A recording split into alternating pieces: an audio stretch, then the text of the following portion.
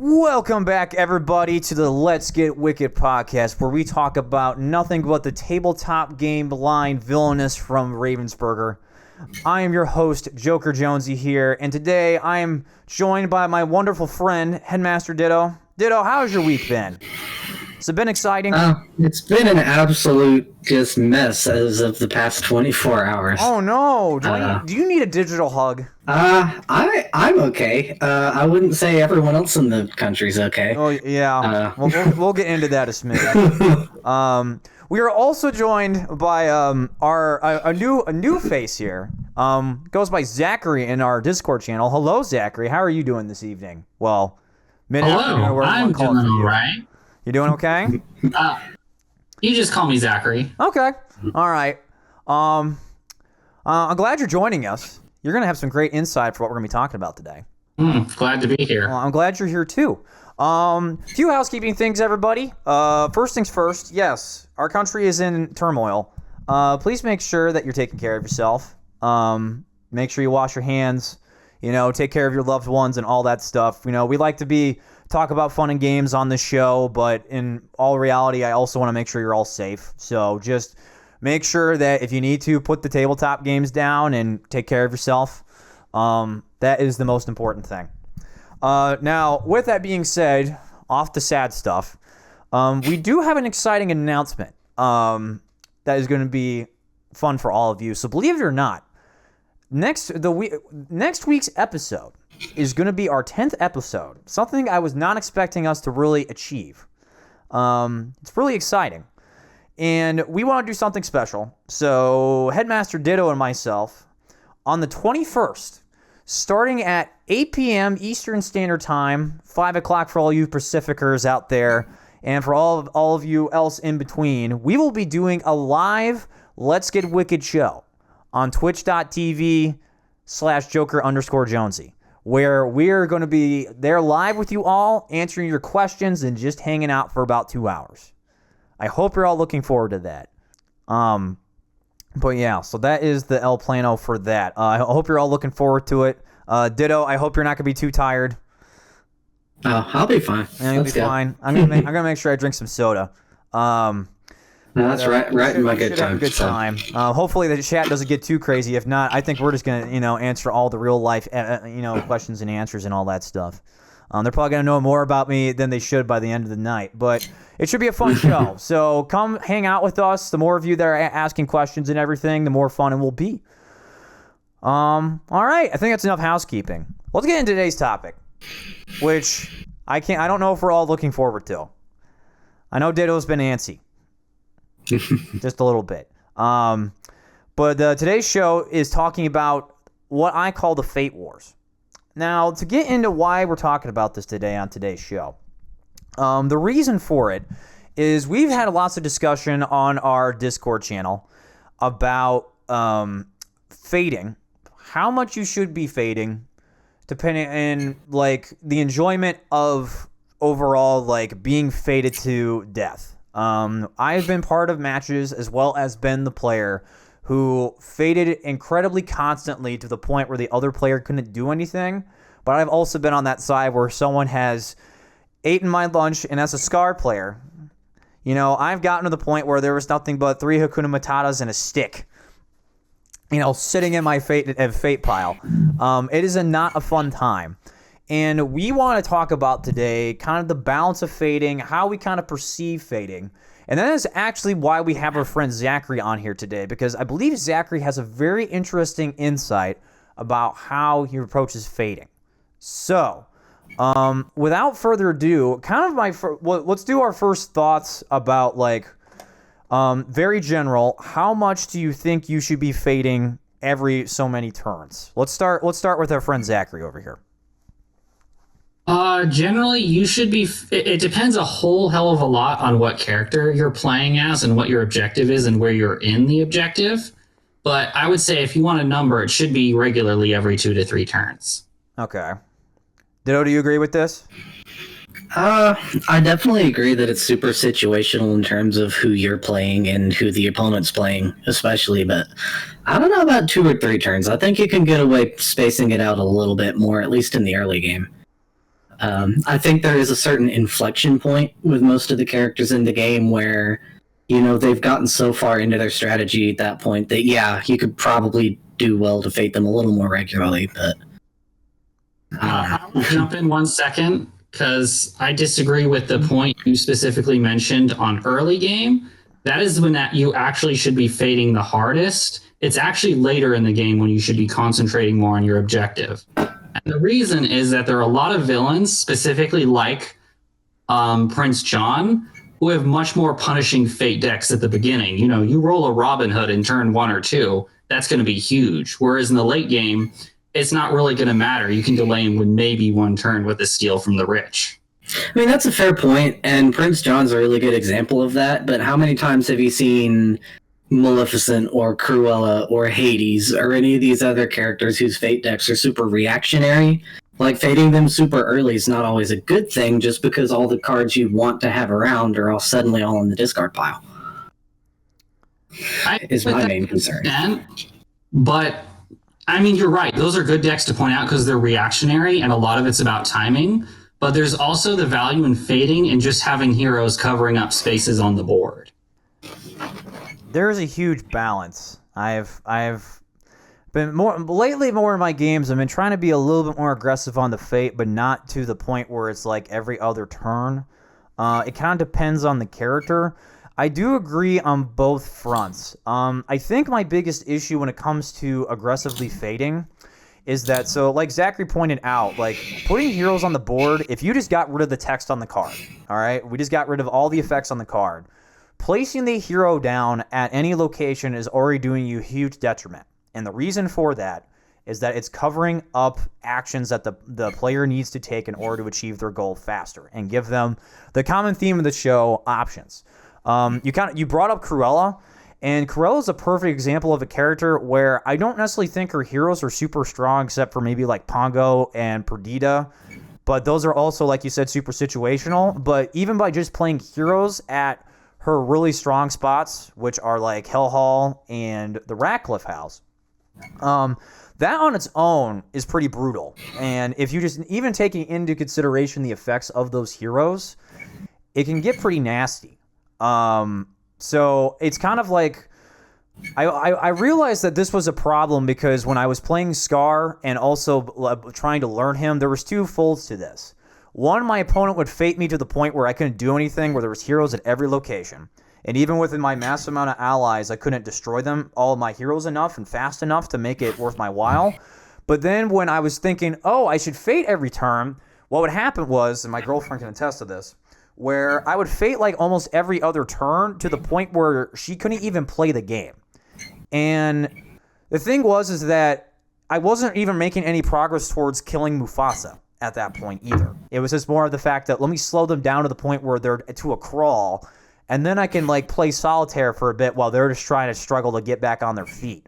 There was also a match on the YouTube channel, I believe, where I'm playing against my friend Knox, where he was playing Maleficent, and he was actually doing the strategy of going back and forth between the 2 spaces, and that was rough for those of you who saw that match. So I think it's a weird balance, but the thing is that, and we're about to get into this, is that the only way you really interact with people in this game are condition cards and fading. So I don't know, it's a tough call, to say the least. What do you guys think? Yeah. This is a really tough subject to talk about. Yeah, it's a very... The entire thing is, like you kind of mentioned this, the main point of the game, or really any sort of entertainment media for that matter, is to have fun with it. Right. And if both players are the types who are just super aggressive, fate the other into the dirt, neither of you are going to have fun. No. Just point blank. Whoever gets ahead in the war might get some grim sort of satisfaction out of, I slowed him down more. But it's just, the game doesn't really feel like it's designed to sustain that much fate power, if that makes sense. Yeah, I don't think so either. On the one hand, yeah, it's important to slow some characters down. hilariously Maleficent again, really needs to be kind of controlled a little bit. But at the same time, we all know the story. We've seen the anecdotes of Ursula, who's neither fun to play or to play against. Because of just how degenerate her fate strategy ends up being, and how easy it is for her to pull it off. Yeah. I could regale you with the tales of my 2-hour game between Jafar, Ursula, and Cruella. Yeah. Yeah. Stuff like that. Yeah. That's the stuff we don't want to see. But they said that is the consequence you get when you get into situations where you're fating too much. Is you just drag the game out and make it worse and worse, and by the end you both just want to flip the table and give up and never play the game again. Because, like, have you seen this? Yeah, seriously. There's no worse feeling than being a Scar with nothing but Hakuna Matatas, or a Hades and nothing but lightning bolts. Like, it's miserable. It's not fun. As someone who's been on that end plenty of times learning Scar, oh my god. Because I think one of the things with this game when I play it is that the fun stuff to do is like pulling off the moves to play a bunch of allies or gain a bunch of power or do like a combo swing to get like go towards your objective. And the game's kind of designed where the fate spots, like there's one fate spot that's like generally like there to help like give you support, while the other one's actually just trying to move you towards your goal just a smidge more. Because, like, Hades is the perfect example where he's got Thebes, where it's just, like, one of the typical fate locations in the game, while his other one is like, oh, we got a move spot to move a Titan. You know, I don't think the game is really built around you focusing on those locations to keep going forward. But at the same time, it's like, well, I need to slow my opponent down, but how often should I be doing that, but as well as trying to achieve my own objective? Because I think when there's too much fating, it can last a while. But then here's the thing. So I've been playing against our friend Zachary more here, and I've been a little bit more aggressive with him because he is a much aggressive fader than most people I've played against. And it could sometimes be a little exciting if it's done correctly. I wouldn't mind, Zachary, if you kind of went into more of like, even you could talk about some of the games that you and I have played, where the fading is almost like almost every turn or every 2 turns. It's a little crazy. Is there a specific game you want me to talk about? We can talk about the games we just did. We could talk about Prince John versus Scar. I think that's a good example. So in that game, Scar faded me heavily in the early game. Let's see. Yeah, he got some lucky fate draws, which is why I think fading earlier is generally a good strategy. He got Lil Jon early, which definitely cut my power. And he got Robin Hood like fate 3 or 4, I think. So, but really the value of fading early is choosing which spots to cover. And if you cover the opposing party's fate tiles, you can do a lot of damage in terms of sort of pushing the fate war in your direction. Yeah, something to bring up too, because I was realizing this, is that in a lot of games I played against Prince John, and you've actually taught me this a little bit, so I got to thank you, that fading Prince John early is better because you have to. It's kind of funny where Prince John's whole game is to set up an engine to make a lot of power, but you're actually trying to counter the engine he's making by building your own engine to stop him. But you have to be willing to build the engine first. And literally that's by just placing heroes out on the board and then hoping you draw Robin Hood and maybe Little John or some Steal from the Riches. And even if they have to defeat, they're going to be spending power to put allies out on the board. But you have to be willing to go do that because, like you said, 3 or 4 fates early game, that's like 8 cards through your fate deck, you know, that I have to cycle through and make decisions about, you know, and that's a 15-card deck usually. And especially for Scar, that's not necessarily always the best case scenario. I do want to talk about the Gothel. The next game we played where it was Gothel and Ratigan, and I didn't fate nearly enough, and Ratigan just stomped me. Well, I've been circulating. I want to talk about. I've been circulating hashtag Fate the Rat for how long now? Yeah, for a long time. That needs to be its own meme. We need to go have someone generate the meme for us, and then we can use it. Seriously. But If you want to go ahead and talk about that match, Zachary, I wouldn't mind diving into that one a little bit because it was pretty obvious that me not fading enough in that game destroyed me.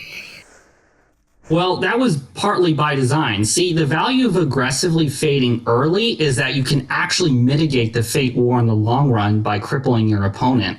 The reason that Gothel couldn't fate me so much is because I prioritized covering the tower, which left him with his other fate spot, Corona, which is much, much weaker. I was sort of nudging him to not fate me in order to get a huge advantage in the early game, and in the late game, I hardly fated him at all. No. It was because literally what ended up happening was that I had some plays in order to do stuff with Gothel, but because so much of it is covered by the tower, and the tower's kind of her prime spot, I couldn't really do anything, and I was kind of stuck because one of the issues I found with Gothel is that if there's too many heroes out, she has a hard time defeating effectively, even though she's got like 7 of those stupid palace guards in her deck. But it's a tough situation because, you know, let's say you're playing against someone who's casual, okay? Someone who's first played the game for the first time. How do you want to teach them to play the game? Do you want to teach them to play the game super fate heavy and be really aggressive, or do you want to be a little less on it and let them kind of figure out all the tools? You know, it's a tough thing to swallow. I don't know how you folks feel about that, because I wouldn't necessarily introduce this game to somebody and then just go wipe the floor with them with fading to the point where they can't do anything. I just couldn't do that to myself. I feel bad. Well, naturally, because like I said, it all comes back down to, are the players having fun? And if you try to go up and just be this hyper-aggressive fate player against somebody who either doesn't know what they're doing or maybe playing it a bit more casually, you know, that's not fun for either of you, quite honestly. What is it? What about you? What about you, Zachary? What do you think about that? So I agree, for a new player, you shouldn't teach them to fate heavily, but it's for a little different reasoning. And the reasoning is that fating other players requires a lot more knowledge than playing your own deck, because you have to understand their objective and how their fate deck works. Whereas you only need to understand your objective in order to play your own cards. So if you're dealing with a new player, they need to understand how to play their own deck first before they can really understand how to fate effectively. Yeah. Now this is a really tough question to ask both of you, and I hope this doesn't cause too much controversy. But when you're playing this game, like what makes it fun for you playing as a player as well as playing like against somebody? Like, where's that fun sweet spot for you where you feel like you're actually like really enjoying yourself? Because I know when I'm enjoying myself, when I'm making lots of progress towards my goal, but I'm also kind of coasting along with my opponent to the point where I know I'm dealing damage to them against their objective, but I'm not like making it so they're being so crippled that they can't lose they can't win. I think for me, and it's a shame that I end up playing so many 1v1 games, but the most fun I seem to have with this game are the ones where there's just like 3 or 4 people all playing, and everybody else is all up in arms with each other, and I'm just kind of coasting along underneath, and then make that 1-2 turn combo to win. Like, just come out of nowhere with it. Probably the reason I like Facilier so much is he can just win. Yeah. Win at his leisure. That's probably it for me, is just coasting under the radar and then, oh wait, I won. Sorry, guys. Sorry, you were all being social, trying to figure out a debate on who to fate next, and I'm just like, oops, boop, I win. Pretty much. Yeah. What about you, Zachary? What is the fun spot for you? The fun spot for me is a spot where I would say the fun spot is the spot where I'm winning and no one else has a chance of winning. And I try to get to that spot as quickly as possible. But, you know, and that's an interesting point because, you know, with what Ditto's talking about, a 4-player game, I mean, depends on how casually you're playing it, probably takes like maybe an hour and a half, you know, unless you're all playing super competitive. And being honestly, I don't play competitive villainous at 3 or 4 players. I usually play it with a bunch of friends and we're having fun and making horrible jokes as we do so.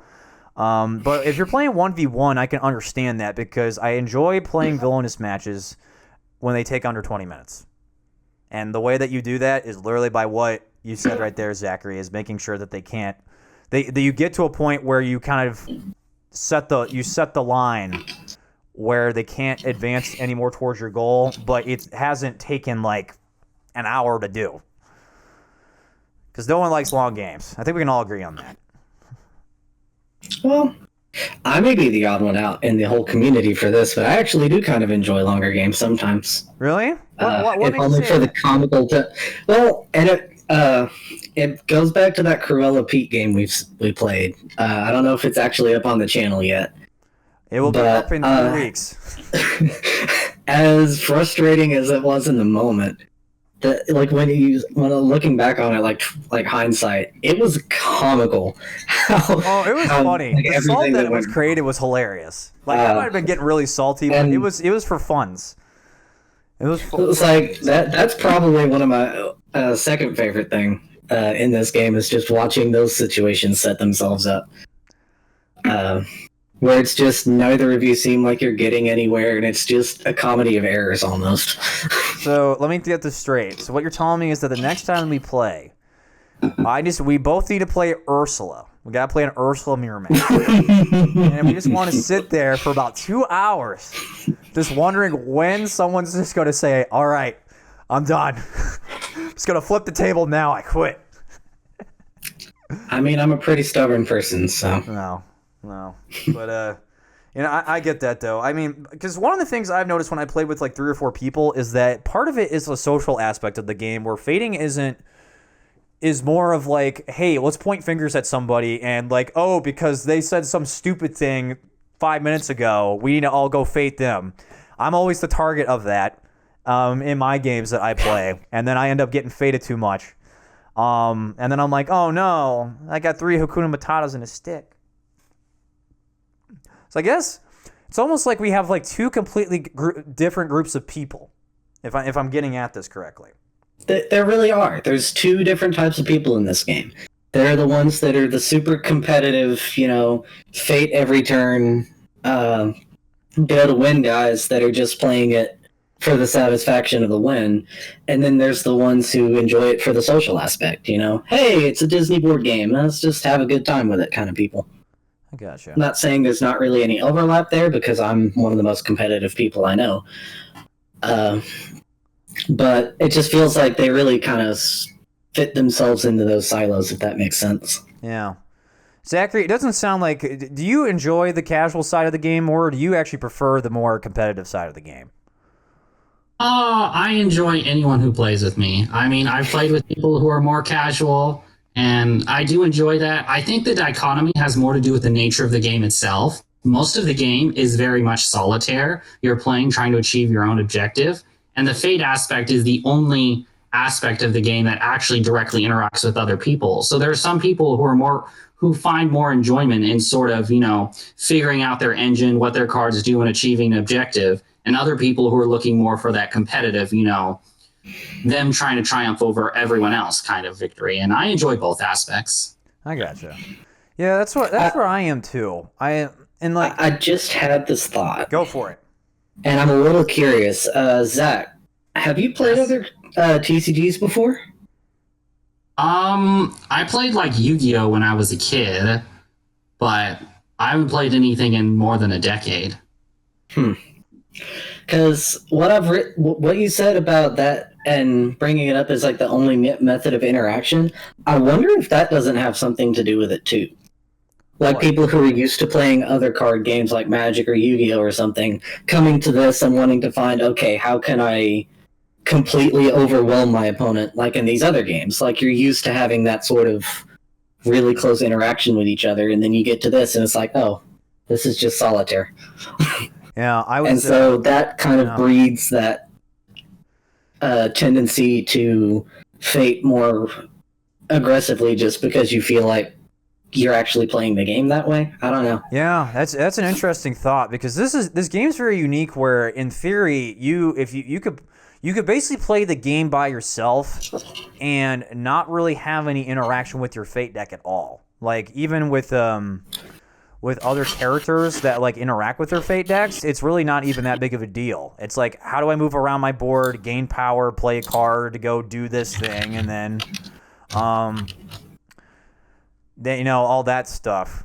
Is it funny that you bring up the TCG thing? Because actually the other day I went to my local game store, believe it or not, and I was used to be super into the Dragon Ball Super TCG, still kind of am, and I went and was like, they were getting rid of all their booster boxes, and I bought a bunch of booster boxes, like $500 worth for like $100. It was insane. And when my girlfriend and I were opening the packs, I remember when her and I were playing the game, and that game is very interaction with each other heavy. Like, that's just how you have to play that game. Really trying to take out the other person's character with your little mini characters and such.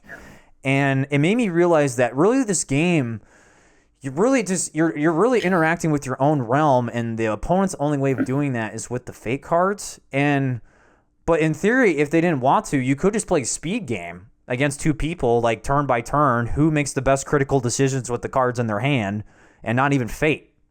You know what I mean? Like, it could also be that speed game. It could be. That really boils down a lot to, I guess, the players themselves, because I think, like, that's typically how I try to play, is the speed game and just not draw too much attention to myself. But I mean, when most of the games you play are 1v1s, you kind of can't help it. Yeah, you really at the same time. Yeah. But no, totally. I prefer the concept of the speed game and just how fast can I win versus how fast can I make you not win. Yeah. 'Cause I'm almost curious if, like, if we played a game against each other and we decided, like, no fading allowed, and if someone played Ursula, how fast would Ursula win against the rest of the cast? You know what I mean? I mean, if you take Fate out of the equation, she'd actually be pretty quick. Yeah, because that's what my thought, because I was thinking about this with Ursula the other day, where, like, honestly, the way she wants to play is fast, but just the way that her board and everything is set up, she's not really meant to do that. So it's like... Well, I mean, if we're going for speed, then I call Maleficent. Yeah. Maleficent is incredibly fast. Evil Queen is incredibly fast. Facilier is incredibly fast. But again, all three of those are ones where if they get faded super aggressively throughout the course of the game, there's no hope. Yeah. But, like, and then it's like that balance of, like, am I fading, like, if I'm fading too much and all that stuff. It's a weird balance. Evil Queen has a particular issue in that regard, in that she's the only one that has a lock location to start off with. Yeah. She's so not having access to that second fate spot makes her particularly, I guess, weak to just being overfaded. That's why you gotta fate the queen. And that's why you gotta fate the rat. Yeah, the rat's a different problem. Hashtag fate the rat. We seriously need that. Well, the thing really with fading Evil Queen, though, is that Evil Queen, even when I've, like, played against Evil Queen, I've aggressively faded her, like, well, literally hero at every location, put a pickaxe on Snow White. Now, granted, this might be just a problem with Evil Queen. But even with that being said, some characters can just get around that stuff really, really well. Like, they have really good ways of getting around that garbage really fast. Which is, I think, another topic in itself, but it's like, I don't know. It's a weird thing to discuss. Well, I mean, from the very inception of the game, I think we kind of all came to the realization that not all fate decks are created equal. Yeah, and it might be something like that on purpose. There are certain characters whose fate decks positively shut them down. Cough Hades. Yeah. And then there are other ones where it's just like their fate decks. I mean, they're an annoyance, but And for the most part, like, failing some disaster, I actually think Evil Queen is one of the better ones suited to handling her own fate deck. And then probably Hook would be the other one. Yeah. Where they're the fate decks and the heroes that in there are just not that big a deal for them to deal with. No. Not like something with Hades where it just has a hard time dealing with anything. Yeah, because the heroes in there are so strong against what he's trying to do. Which is actually a really good transition in topics here. We're actually going to be switching up guests here mid-show. Believe it or not, the first time we're doing this. Thank you, Zachary, for coming in and talking with us. You gave us some good hints. Thanks for having me. I appreciate it. I'd love to have you back on the show again, but I know you do actually have to get going in class. So. Thanks for having me. Yeah. All right, friend. Take it easy. See you around. All right. Now, next up here, we have our friend Stuntman. Hello, Stuntman.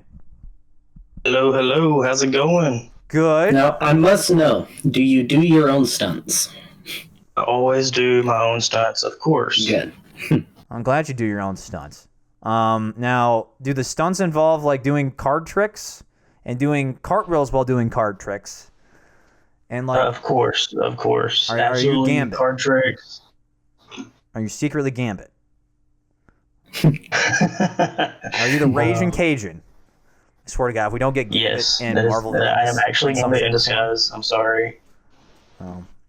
But You've caught me.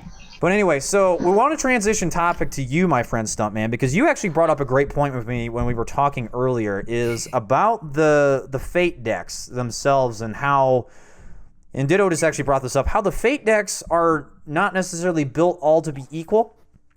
I want you to kind of go, into that a little bit more with us here, friend. Yeah, so basically, my main point was exactly what you said. All fate decks are not all created equal, and I'm mainly talking about when you or your opponent is sitting on your win con. Generally speaking, with opponents or with villains that have to start their turn doing something, which is most of them, not every single one, but there are a heavy number that have to start their turn, with whatever objective.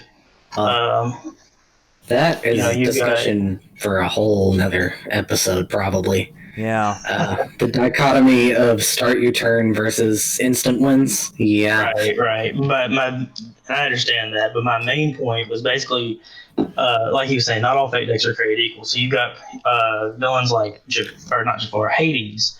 You have, I think you have 7 out of your 15, or 6 out of your 15 fate cards can literally stop you from winning the game. So that's almost a 50% chance, if you're sitting on your win con, that you're going to have to at least spend another turn trying to fix that. Yeah. It's crazy. Well, Obviously, you've got things like Scar with Hakuna Matatas, which there's only 3 of them, but at the same time, once you get down to your win con, you only have at most 11 of your fate cards left. So 3 of them being Hakuna Matata, and then 3. So you got a 3 out of 11 chance of not winning that turn. It's a hard risk reward when I play Scar, because literally when I know that's what's coming up, I'm like, all right, I'm counting cards. I'm literally going to either have to force them to fate me and just hope to God, or I can breathe a sigh of relief. Hope you have an injustice in your hand. Yeah. It's a tricky situation, because it's funny that you bring up Hades, because I've been playing a lot against Jafar recently, and it's weird because even though Jafar has more steps, once he gets the genie for that half of the condition, and technically once he even gets the lamp to the palace, sure, you have the instant stops where with like a Aladdin and Abu, but even then it's like once genie's hypnotized, that's just it. That's all he has. Once he reaches his win con, the only thing that can stop Jafar is Abu or Aladdin. right? And if you hypnotize them throughout the game, I mean, that's it. You've won. You don't even have to come back to your turn unless someone else is going to hit their win con. It's really, I didn't really think about that till you mentioned with me, and now it's interesting to kind of measure out all those different fate decks to kind of see what those killer cards are, because everyone does have them to an extent, but it's like how many of them are there, and what the actual brutality of the cards are. Yeah, and a lot of them, especially with the the not with the instant win heroes, it's very situational, and you generally can tell when the game is coming to an end. When you can tell like, okay, next turn, Doctor Faciller, I don't know how to say the guy's name. That's okay. Never seen the movie, but you can tell when he's going to play. The cards will tell, so you can kind of take steps to do something about that. Um, Pete is one of the ones that I've actually had a super hard time with, obviously, because all his objectives are hidden. And even though there's only 5, so once you get familiar with him, you know which ones are out and which ones aren't. But it's hard to stop it. Yeah, Obviously, Mickey Mouse can stop him. Pete's an interesting beast on that front, and again, we can talk about this in depth another time. But he's what I like to term an honorary start your turn villain. Because on paper his objective can be finished immediately, but 4 out of the 5 goals are start your turns? It's 3, I think. Or is it 3? Yeah, it's 3 of them. Two because it's yeah, money and play a game of the ones that are instant. Play a game, yeah. Yeah, but 3 out of the 5. And those are the 2 easiest ones to finish. So more than likely you're going to be sitting on a start your turn at the end anyway, and I mean it's just the worst. Yeah, for sure. You pull out Mickey Mouse, and it's a sad day. Pull out Goofy right at the end, like. And one of the worst ones I found for him actually is Not Silly. Oh, because it hurts so many of his objectives. Yeah, Not Silly is pretty unfortunate if you get a lucky pull. The first couple times my wife and I played that one, like I ignored the card and I was like, this card sucks, like whatever. I don't care about discarding her cards right now. But then we played some more, and I was like, okay, no, this is a really good card that I completely underestimated when we first started. No doubt, because I think the last time I played Pete, and it was actually an IRL game, I was down to the play a game condition, and I couldn't win because they kept hitting Not Sillies. Mm-hmm. I just couldn't get the draws. Ouch. Ugh. Yeah, it was rough. Oh, man. Fade decks are brutal. Well, not all of them. Well, not all of them. What are the non-brutal ones? Like I said earlier, Jafar's is not bad. Hook is not that bad because he can deal with most of them. I have a tendency to feel that the Queen of Hearts' Fate deck isn't that bad.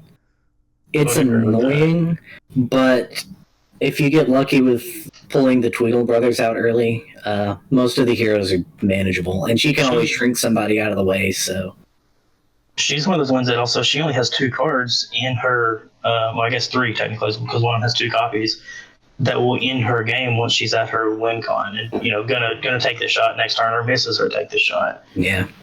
It's the move an ally and then the check a cat. Yeah. Everything else just slows her down. Evil Queen, as bad as her Fate deck is for her, she has more than enough tools to just blow past them, I think. Yeah, that's definitely... Save up power for a couple turns, turn it all into poison. Next thing you know, you got a pile of dead dwarves over in the corner. I've literally seen so many games where it's literally, even if you got all the freaking knuckleheads out on the board, Evil Queen's got so much poison in the pot, where as long as Doc's not a huge threat, you can just go over and murder Snow White. Doesn't matter. Evil Queen to me is like the equivalent of playing a blue deck in Magic the Gathering. You're right. You're right. So much, and you can dig. I mean, I've literally watched my wife dig through half of the deck in a single turn. Yeah, you're completely correct. It's beautiful. Yeah, it's crazy. Okay, as a non-Magic player, I have to ask, what is the concept of blue? In Troll terms. Is the easiest way to explain blue is control. Okay, it's a control deck. Okay. Yeah, blue is the mill, the draw cards, the cycling, that entire sphere of the game. I get it. As a blue-black player myself, yeah. It's funny because in Dragon Ball, the control decks, I believe, are green. Someone can correct me on that if the game's completely changed, but I believe the control decks are green because they're all about just like controlling the state of the board. Yeah. Yeah, that's blue. Yeah. That's blue in a nutshell. I got you. Okay. I Yeah, guess. it feels like that playing against Evil Queen. And it really can be, because if you got the she tomes can do on and her jealousy and Thunderbolts, Black of Night, the Thunderbolts, Yeah. like there's almost no stopping her, which is hilarious. Yeah, I mean, yeah, she's one of the crazy. early, like she's like the oldest of the actual movie villains, so it makes sense that she'd be unstoppable. I don't like it. I wish Scar would be the winner. Far as the rest of the not so bad fate decks, I don't think Yzma's fate deck is that bad against her. No, it's on really paper. not. The one card she really has is On the Run. Yeah, On And the that's- Run's the most brutal. On the Run and the 2 kids. The kids aren't two really kids are that so bad easy once to you deal can manage with. where they are, but like to me, because the most brutal thing about On the Run is the fact that once the Fader knows where that card is, they can play it as soon as they comes can play out. it when they need to. Yeah. Because I also realize this too. When Yzma pulls out a hero, they can choose whether or not to shuffle stuff, right? Because like let's say you got Pacha, right? Pacha comes out. You can choose whether or not to activate his ability. So if you know where On the Run is and you can't hammer it out, you could do that. Am I not Potentially, mistaken? Yeah, no, that's right. It says you may shuffle the decks together. Yeah. Yeah. You're playing, All those you're playing the heroes effects are- location. So in theory, you Yeah. can do that. Yeah, just like with Scar, you don't have to, discard a hyena Yeah. when you play Sarabi or Right. whatever.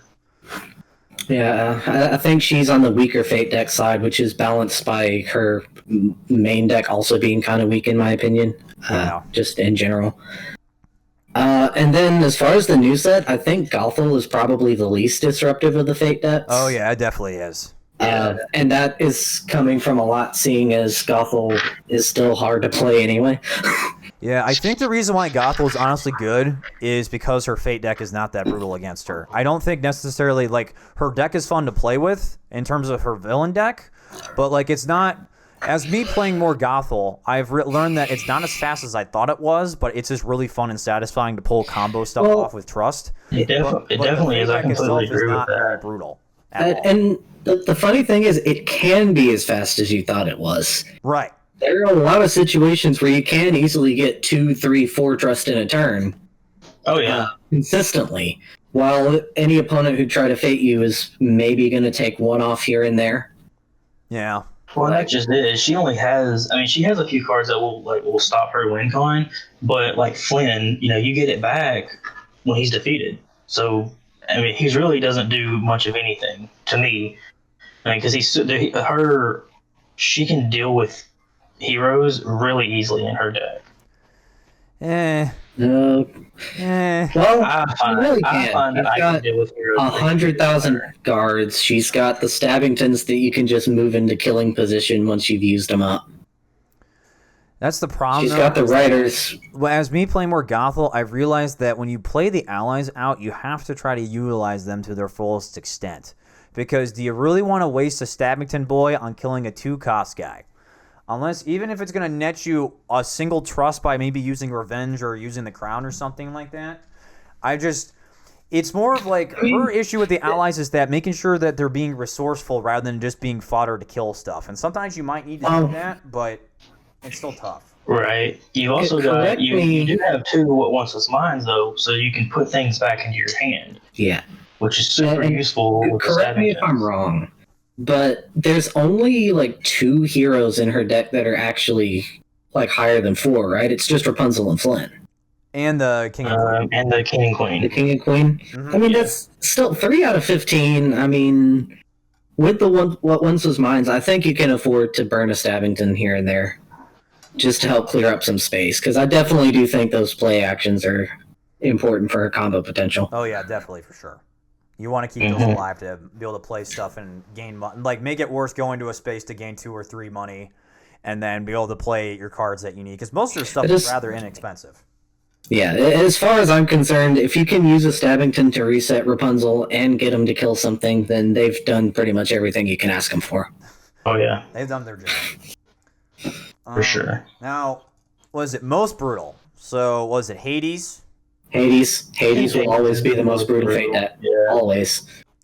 Just because there's between so many. the lightning bolts and the Hera and the Zeus and the Hercules and the See, to me, I know may not be normal opinion, but Zeus is not a bad card to me. No. he's There's not a lot of that workarounds bad. for Zeus and Hercules, honestly. Zeus and Hercules both are not that bad but- for me personally. Here's the deal. No, they're not that bad, and yes, they're easy to deal with. But Hades or I don't know Ditto is playing how a many- lot of Hades. Actually, so if you're playing against someone especially that's not experienced, they're going to put Zeus and Hercules. They're not going to put Zeus to Mount Olympus where he belongs, and they're probably not going to put Hercules where he belongs either. They're going to put him somewhere in the middle to try and either cover up like a fate action or something else. I know his fate is on Mount Olympus. Sorry. They'll put him in the gardens or something like Here's that. the thing. And then you can just jump over them with the Ready to Rumbles. Yeah. Hades' Fate deck on paper is not really that bad. It's the fact that his main deck has almost nothing that really helps him along, that any sort of detriment that gets thrown his way is a huge issue for him. I don't know I feel like if his you've seen effects are way the worse rant, than any of his heroes. but of the 30 cards in his villain deck, there are 3 that help him move Titans, and they're all get ready to rumbles. Could argue the Chariot, but yeah. What you're saying. I don't even bother thinking about the Chariot anymore when I played Hades. Yeah, the Chariot doesn't. I never get to use the Chariot, so I don't count the Chariot. That's very true, very true. Yeah.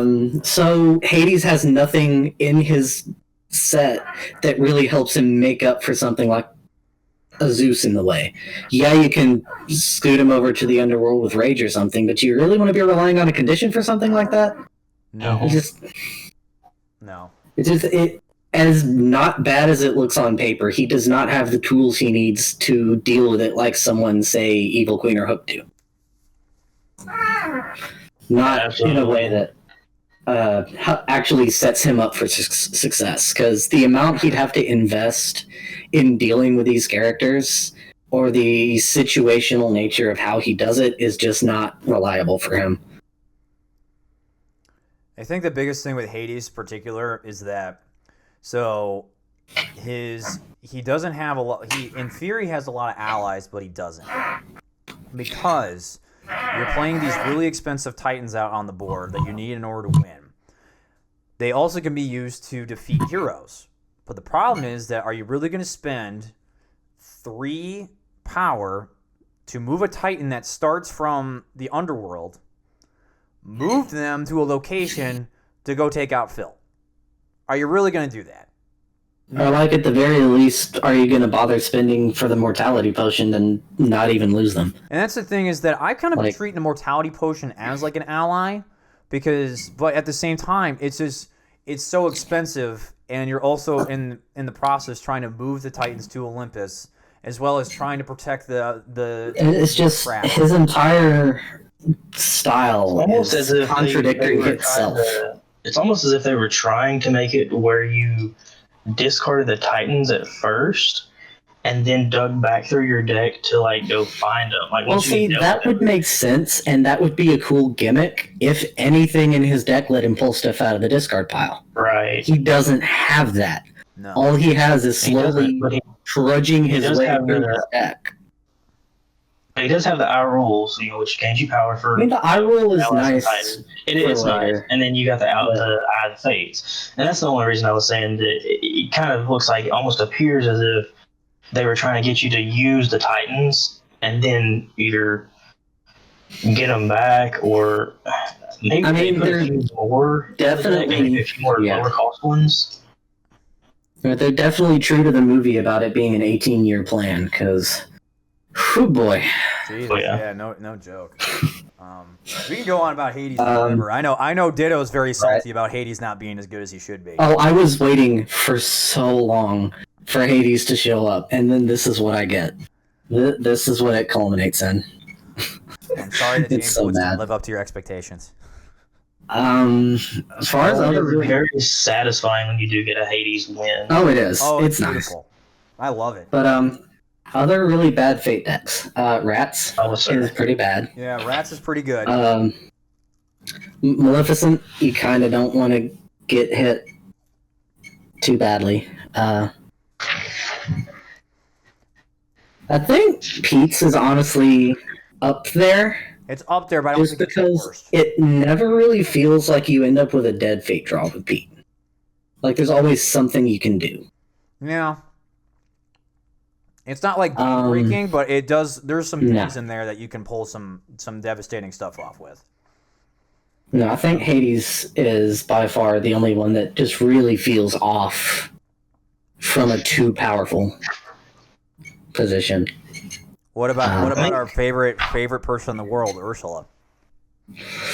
See, she has the same thing I was kind of describing with Hades earlier, with Yzma, where her fate deck only looks bad because the rest of her deck is also really bad by comparison. Yeah. I will admit, Ariel plus like 3 return to forms is miserable. Oh, it's horrible. But I don't know that she has that many issues with much else, because Ursula's fate deck, for the most part, the heroes, once they've hit the board, they don't really do anything besides sit there. And if there's one thing Ursula has over the rest of the cast, is her ability to just shunt heroes off wherever she wants them. I learned this today. So as soon as the heroes hit the board, you can just whirlpool them off to the shore or something and just leave them there, because they're not going to do anything. Let me explain to you a game that I had today. I literally had it where every single hero was on the board at the shore except for King Triton. I was searching for the Triton hard because Ariel got played by force, and I had not played the Crown. I played the Crown ASAP. And literally, if I were just able to draw the damn Crown, I would have won the game. But no, it had to be the third to last card in my deck. And it's like, if it weren't for something like that, that's actually like the optimal setup for Ursula, as she is now. You want to get all the heroes out early and shove them away somewhere where they're just not going to get in your way. Just let them be. Because it's too much trouble for her to go out of her way to try to contract anybody specific to kill them besides Triton. If you're lucky and Ariel comes out early before you get either of the items, then you're set. Because once Ariel's on the board, she can't steal it from there. No. So if she's the first one out of the 3 that gets played, you're golden. You can basically win at your leisure. Yeah, but you have to gamble for that, though. That's the problem, too. You can't set up yourself to hope that doesn't happen. You know what I mean? Because and anyone who's experienced isn't going to play Ariel unless they have to, obviously. Right. If you got another card you can play, let's say you get and this is where kind of the social aspect of the game comes in. Because if you ask me, one of the most interesting strategies with Ursula is to actually abuse the degenerate fate stuff exclusively to make yourself a bigger target. Because if you can get yourself fated to the point where everything's out of your way and you're not killing anything, so return to form doesn't matter, you can actually set yourself up in an okay spot. Oh my god. We found the strat for Ursula, everybody. Just actually make yourself a target, and you might be able to win. Dear God. The fact that we have because it doesn't matter. It doesn't matter. Oh my goodness, I'm totally right. It doesn't matter what items they put on Triton before the Trident comes out, because he gets replayed anyway. Right. Doesn't matter. Oh my goodness, I've solved it. I've solved Ursula, guys. Oh my god. Oh no. We did it. You win Ursula by making yourself a target. Oh my god. Now how do we do that in a 1v1 game? I mean, play against Zachary. Problem solved. Hey, I almost won against his Corolla with Ursula, so believe it or not. And the match was only about 20 minutes long. So it did its time. Oh, I'm trying to think if there's anyone else I think that's super brutal at the top of my head. I would say, I don't know, have y'all mentioned Maleficent yet? Yeah, Maleficent's pretty brutal. Maleficence is brutal in that it's super reactionary. You can ignore her fate deck for the most part until she's got the curses, and then slap her, and who knows what's going to come out. Right. You could end up. We were playing a game earlier, me and my wife, and I got King Stefan out, and boom, those 2 curses gone. Yeah, It's like brutal. or Fauna, or Merryweather, or any of the or pulling heroes. something else out, or Once Upon a Dream, or anything like that. Like, she's got so much stuff that just you can fate her once and her entire plan is falling apart. The thing that's interesting about Maleficent, though, is that with her, like what you said, it's reactionary. Like, if you play some of those cards early, you're automatically losing the ability to get rid of curses. Because let's say that you played like Aurora, or even play King Stefan would be a worse scenario, but you play those guys out early, they aren't getting played again for a while because they're going to stay out there, and that still means you can play cards like Green Fire or the Thing of Thorns, whatever the hell it's called, and it's not going to take any effect. Right. So if you fate too early, you're setting yourself up for not being able to do stuff down the road. Yeah, and that is probably my biggest issue with the super early game heavy aggressive fating strategy. Because you're going to fate yourself past stuff that you need later. You're going to fate yourself past Radigan's Balloon. You're going to fate yourself past King Stefan, or you're going to fate yourself past Ariel. And all of a sudden, you don't have those tools when you really need them later.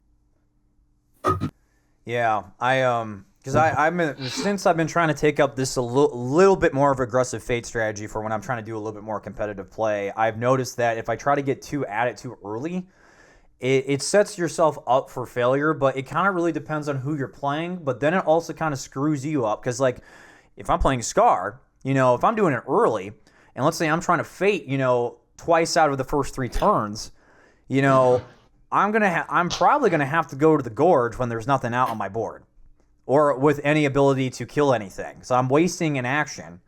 But at the same time, it's like you might have to depending on the character. Like Prince John is probably the prime example of you're gonna have to fate him early in order to get anywhere. Like he's the perfect example, proof on paper. And Prince John is the one exception, I think, so far to that rule, where you kind of do have to hit him hard fast, but that's because minus. You can't just let Prince John sit there and do his thing. Yeah, you can't just let him set up on you. And minus Steal from the Rich, there's not a lot of cards in his Fate deck that are like just instant dead draws. That's true. Yeah. Early on. Clever Disguise, that's 6 out of his 15 that are early on. If there's no heroes, they're dead. But my issue is, even if you do fate him early, there's nothing that feels worse than getting nothing but like Skippy and Toby and Marion and all the heroes you don't want to kill, and just cloister away in the jail and then have him tax you to death. And then the issue is that because I was gonna say if he moves him to the jail, that's game over. Because it's just as easy. Like, it's good, and Zachary said this earlier, it's good to try to do it to cover up vital actions, but Prince John is really capable of just, okay, let's put them somewhere where they don't matter and profit. He's defense man. Like, he turns the one counter strategy against him into a good. That's his whole gamut. And Radigan's kind of the same way, and that's why I don't feel like Radigan's fate deck is actually that brutal, because he's got the traps, and he's got a lot of ways to deal with heroes. But the fate deck has call for help. Let me put it this way: as someone who's played a lot of Rat, all right, because Radigan used to be one of my main boys.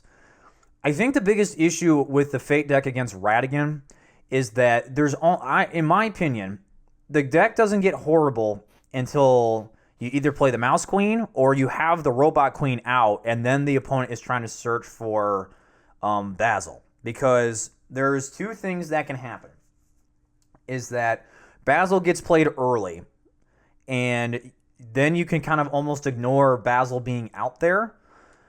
But at the same time, then you have to be a little wary of, all right, what cards in my Fate deck allow the the fading player to move Basil to the Robot Queen's location. I have to be a little weary of that.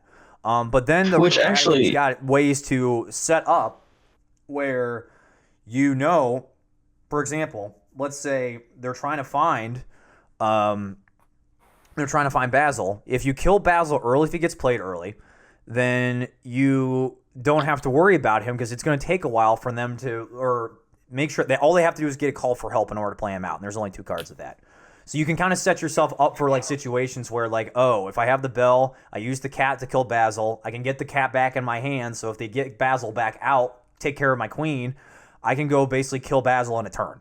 It won't take. Yeah, and that's something I've noticed while playing Radigan is the fates can actually help him, especially when if the robot queen does get disc. I find killing Basil way easier than getting the queen. Oh yeah, all the way over. Without a doubt, but then you get to the people that are like, we have Basil on the board, but we're constantly discarding tools and gears and the robes and everything, so you never get the chance to play the Robot Queen in the first place. Radigan doesn't. So not only do you not get the chance to do that, but because you never get to play the Robot Queen, you can't discard her to switch to defeat Basil and win.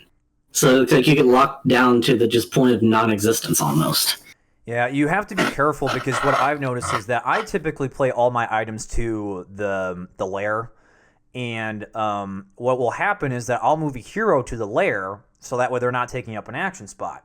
Or sabotage, whether that's like by capturing or whatnot. But then they're just allowed to grab everything at the lair. But then if you spread everything out, then it's like okay, then they can play then they can start playing heroes all over the place to block actions because they want to prepare for those things. But then you're getting more heroes on the board. So it's like a. Because then it's like, all right, am I going to play a hero or am I going to discard one of your items so you can't play the thing? It's like I'm not going to play the hero to get rid of the item, so I still have actions. But if I play items all over the place, I'm going to play a hero because I'm going to block more stuff and prepare to discard stuff.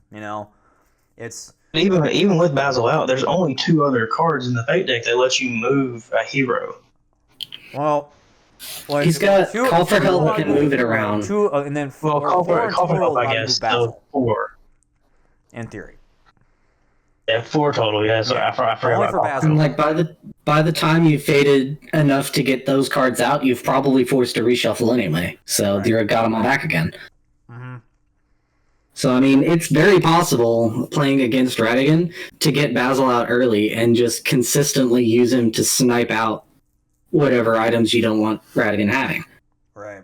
And at that point, it's like he can't play the Mouse Queen because what do you think he's going to save 15 power forever? Probably not. Not if he's trying to play all the gears. No. So you snipe his chances of playing the Robot Queen, and because it didn't get discarded from the realm, you can't switch to defeat Basil as your strategy. So you can't prepare for that either. Yeah. So I mean, it's very easy to just lock the rat down to the point of not playing the game, really. I could see that. I mean, yeah, I definitely see what you're saying. I also see, he gains power pretty easy too. Yeah, that's what I was gonna say. He gains power relatively easily because it helps them. His two fate spots. Oh. Yeah, Greatest Criminal Minds, and then his 2 fate spots. One of them doesn't have anything, but it's got the activation, and then the other one has, they gain 1 power. So if you're counter fating, then. But between the gears and the tools and the captures and the ruffians and all this other stuff you want to be setting up for later, saving 15 power is going to be tough. The ruffians you can use for a net gain. You play the ruffians to the toy shop and you gain 1 for playing them. Yeah, essentially. You do. But, converting ruffians into an activate could be beneficial too. Yeah, absolutely. You activate the trap or activate anything. I actually used 2 ruffians the other day to I was at the toy shop and moved the queen twice in 1 turn. Oh, it's beautiful. I did that the other day too. Then jumped over to the palace and moved her again, and that was it. I don't know. Maybe it's something I don't understand about Radigan. It's It's weird. Radigan's really weird because with his 2 goal objective, it's like you need to, like, as the Radigan player, you're constantly prepping for both of them at the same time, even if you're only going to technically accomplish the first one. But it's also going to force your opponent to think about where they're placing that stuff because of that, because they know that that's lingering in the background, because they know that, all right, if I got Basil and I got the Robot Queen, even if I take out the Mouse Queen, if I take out, the Robot Queen with Basil, is my opponent going to be able to win the next turn? They have to think about those things, at the same time as the Radigan player, you got to be thinking about, all right, if they are going to set up for a situation like that, am I prepared for it? It's like it almost fits with the set theme almost, which is kind of funny. Speaking of that, though, if you want me to be brutally honest here, and I am also very biased on this, and I think you all know what I'm coming to, I think the most brutal Fate deck in the game is Scars. I would agree with that. His is pretty rough. Yeah. It's when I tell people that Scar's challenging, it is because his Fate deck is so grueling to work against. When you win with Scar, you have earned it. Like, there is no doubt that you sat there and put the time in, or like, I'm playing every defensive move, offensive move the correct way at the right time to make sure that I don't get myself Hakuna Matata to death. Like, there are so many things that you have to figure out with Scar that are like not normal. Like, because most of the villains in this game, I would say, are pretty straightforward with, like, what you should use a card for. But with Scar, I'm getting to the point where it's like, I'm playing Long Live the Kings to fish out Hakuna Matatas. I'm playing Trading Frenzy and actually using it. Like, I know it's no longer a throwaway card. That deck is rough. I consider myself to be a Scar main. He's my favorite. Scar partially just because I love. I'm surrounded by them. Partially just because I love the Lion King. Partially because it's a super fun deck to play, but it's so frustrating to get faded. And I think one of the reasons, at least for me, it's so frustrating to play is because those 2 spots with the 2 player cards are so inviting. Yeah.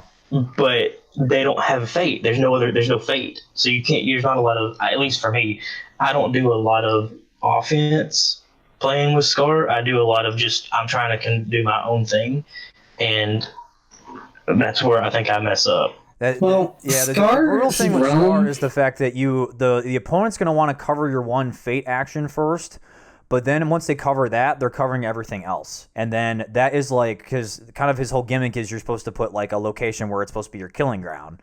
And you don't want your killing ground to be the Fate location. You really don't. You want it to be somewhere else because you want to make sure that space is open for yourself to kill things, because you're going to be fishing out heroes with Long Live the King. And I generally use the graveyard. Yeah, you want to try to use the graveyard or the Pride Lands, or if you're like me, anything on the board. Because there's so many things that you have to think about with Scar. And then on top of Hakuna Matata, you got Rafiki, you got freaking Prophecy, you got the Stick. Like, that right there is 6 cards. And that's not on top of the fact that he has 2 heroes that have high strengths, and one of them is really detrimental to his whole kind of gimmick where he's got hyenas that just get buffed. It's just, ugh. Well, and not only that, you got Nala is actually a very brutal card to me. Oh, yeah. Because when she comes out, if you've got your killing ground set up, then she either moves Azur away from it, which buffs all of your heroes that are there, or it just separates everything to where you got to dig back through your deck, find some whispers, play Akunas, move everything back, or feeding frenzies, whatever it is but you have to. That one card can cause so many different, like, it set you back 3 or 4 turns sometimes. Yeah, and the worst part too, this happened to me earlier today, where when I was playing Scar against Prince John, I was at the point where I can kill Mufasa with the amount of hyenas I had, but there was no Hakuna Matata in the discard pile, and I had Whisper. So it was like, all right, do I play Long Live the King just to try to fish out a Hakuna Matata into my discard pile, knowing that there's probably going to be some other garbage that's going to screw me over? It's rough. Because it's not that Scar's deck is bad. It's just that the Fate deck is so grueling against what he's trying to do that even when you compare it to something like Ursula, where you got Ariel on those stupid return to forms, you can still somewhat get around it, but there's only 4 cards of that nonsense. Hades, I can maybe agree is really up there too, but like, Hades still has the tools to get around it to some extent. You can't necessarily get swarmed to death, in theory, unless you literally have every hero out on the board, and then all your effects are just going to take place. Hopefully you don't get to that point. Another interesting thing about Scar is he's the only villain that has only effects and allies, not counting his conditions, which everyone has. But he doesn't have any items. He doesn't have anything special. Like every other villain in the game has something else, some other card type, and Scar does not. And the thing with those effects too is that they're all towards allies. Literally. Scar to me feels like one of the most straightforward of the characters they've designed in terms of like it's almost. I don't want to say it's easy to play Scar because obviously it's not, but he's the most pick up and go character I think they've designed yet. His objective is, well, Prince John, first off, is the easiest to just conceptually get, okay, collect 20 power, good. Right. But Scar, yeah, defeating things, it sounds easy. But then compare that to Evil Queen. Her objective, kill Snow White. Yeah, that's all you gotta do. Unlock the cottage and then get Snow White. Yeah, essentially. Yeah. But like, I agree with what you're saying, but at the same time, there's a lot of other heroes that have the same type of like just defeat something, and you. I guess the reason I say that is Scar probably has the most cards dedicated explicitly to like pulling off his strategy. Like he doesn't have a bunch of fluff, like secondary gimmicks to him. If that makes sense. No, he does not. That's what makes him tough. And it makes up for his fate deck being so brutal. Yeah. He's got the stuff to do it, though. That's a conversation I can have for another day. But I think we talked for quite a while. So I think we'll go ahead and start trying to wrap up the show here. But thank you, folks, for joining us on this slightly decisive topic. I know it was a little interesting to kind of talk about. And hopefully, I didn't want any of you to murder each other. For the most part. No, absolutely, it was great. Talking about Villainous is definitely my favorite board game right now, and so this has definitely been a pleasure. I appreciate you having me on. No worries. I'm glad that you were able to come on. I'm glad Zachary got to join us too. I'm glad Ditto put up with all of our nonsense. But yeah, thank you, Stuntman, for joining us. I'd love to have you back on again. Totally. I think we'll wrap it up there. What's your final thoughts on fading from both of you? Final quick thoughts. Let's start with you, Stuntman. Show us some tricks. Definitely think fading is a super interesting mechanic in the game, as we've already talked about, and all fate decks are not created equal. Yeah, I definitely can agree with that. Ditto. What's your final thought? It's a very important element of the game, but don't go overboard, guys. No one is going to have fun by and I guess it's where this whole conversation started, but no one enjoys the Fate Wars. No one can possibly have any fun just fading back and forth like that. It's just don't be that guy. Yeah. I will say this from my perspective as someone who's kind of been on both sides as well as it's affected people around me that I play. Make sure that when you're playing this game that you go into playing this game to have fun with somebody. And like however you and that other person are going to have fun, make sure that you both know that kind of going in. I know like when I play against Ditto, we kind of go in just to have some funsies. And sometimes we'll play a little competitive, but usually we're in it to have some stupid moments where I'm about to flip the table because Pete's objective sucks. But I mean, it's still overall, like if you're going to play competitive, if you're going to play casually, if you're going to play socially, have fun with your friends, or if you're going to play in a tournament, make sure you just kind of go in the mindset that what is your level of fun and make sure that you're ready to do that, because the worst thing that you're going to do to yourself in this game, I feel, is that if you go in with the mindset of this is how I want to play the game, but my opponent is going to play completely differently. One of those two are going to conflict and you're not going to have fun. And I love playing all forms of Villainous, but the one thing I always want to make sure that everyone has when I play my games is fun. I think that's to round up the conversation a little bit. Yeah, absolutely agree. Just try to have fun with it, guys. Yeah. If the game is stressing you out, then it's not worth it. Go down and walk away for a little bit. Yeah. Don't hurt your friends playing this game. because you're like, I want to play this way, and then they're stuck playing, and they're stuck with 6 heroes out on the board. They can't do anything, and they're just sitting there crying themselves to sleep.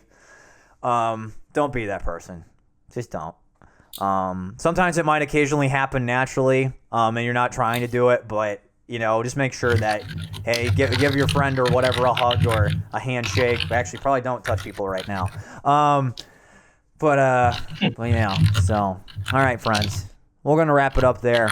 Thank you all for enjoying our nonsense. Thank you, Stuntman, for joining us. I appreciate being on the show. Thank you for having me. Yeah, and thank you, Ditto, for always putting up with my nonsense. Yeah. Everyone stay well. And a reminder to end the show. Live stream, live podcast show on the 21st.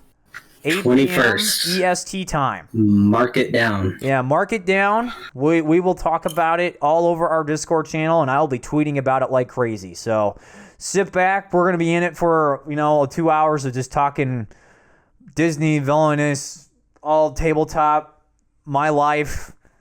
I don't know. We'll see where we go. But until then, everybody, stay wicked, and make sure you keep having fun playing villainous. I'll see you folks on the next show.